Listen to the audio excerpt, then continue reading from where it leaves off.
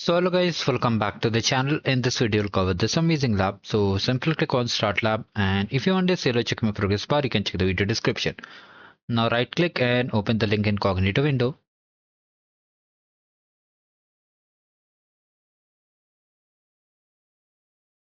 Now here simply click on I understand.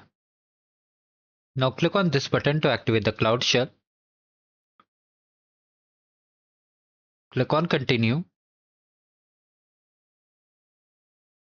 and just click on authorize. Now let's come to the lab instruction and come to task number 1. First of all, what we have to do, we have to download the files. So just download it by pasting over here. Once it is downloaded, come back over here and then change the directory. And after that, we have to simply deploy the app. So just run it.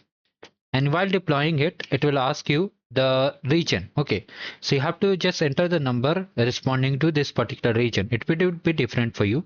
So it will be different for you. So you need to just enter that region number. So I'm just entering 2. In my case, it's US Central 1.